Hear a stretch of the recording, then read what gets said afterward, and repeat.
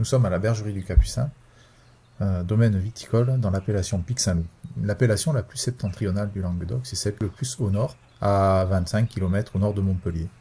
Les particularités de cette appellation sont les suivantes. D'abord, nous sommes situés sur un terroir argilo-calcaire et nous avons des amplitudes thermiques entre le jour et la nuit qui sont très importantes, ce qui permet d'avoir des nuits fraîches en été alors qu'il fait très chaud dans la journée, ce qui permet à la vigne de se reposer et de fixer les arômes, la couleur dans son fruit et de donner ensuite des vins qui sont très équilibrés avec beaucoup de fruits et beaucoup de fraîcheur.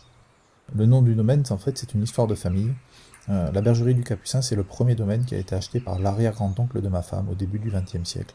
La particularité, si vous voulez, de cette histoire, c'est qu'aujourd'hui, la bergerie du Capucin fait toujours partie du patrimoine familial.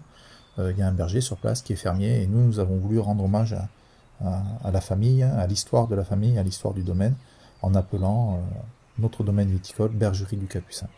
Voilà. Et donc cet arrière-grand-oncle avait une sœur qui s'appelait Jeanne, qui était bergère, qui n'était pas passionnée par son métier de bergère et qui avait très envie de travailler la vigne et de cultiver la vigne. Et c'est en hommage donc à Jeanne, qui est devenue l'arrière-grand-mère de ma femme, que nous avons appelé notre cuvée principale Dame Jeanne.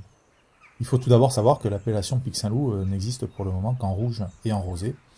Et pour faire les grands vins du Pic Saint-Loup, nous avons la possibilité d'utiliser 3 cépages, qui sont le Grenache, la Syrah et le Mourvèdre. Ces 3 cépages s'adaptent particulièrement à notre climat, à notre terroir, et aujourd'hui les vignerons du Pic Saint-Loup ont appris à travailler ces cépages pour qu'ils donnent le meilleur d'eux-mêmes dans les bouteilles que nous consommons par la suite. En ce qui concerne la bergerie du Capucin, nous réalisons aujourd'hui une gamme complète de 5 vins différents, dont 3 sont en appellation Pic Saint-Loup. Nous avons donc une entrée de gamme, une cuvée en blanc qui s'appelle Les 100 Pas, qui est un vin de cépage chardonnay, qui n'est donc pas une appellation. Ensuite, nous avons la gamme Dame Jeanne, dont je vous ai parlé tout à l'heure, qui existe dans les 3 couleurs.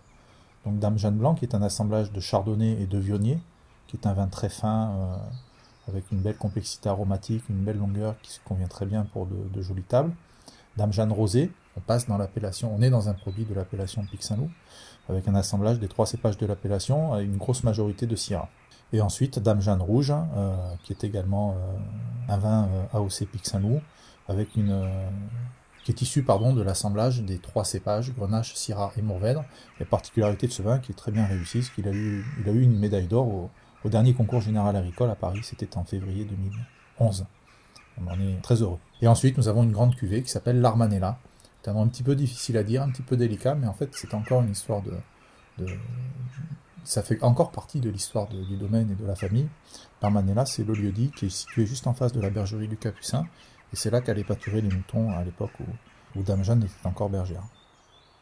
Je suis très attaché dans le cadre de mon travail et de la réalisation de ces vins à la protection de l'environnement, et la notion d'agriculture durable est tout le temps présente sur le domaine. De cette façon, nous travaillons en lutte raisonnée, qu'on appelle aussi en culture raisonnée, l'ensemble de nos vignes.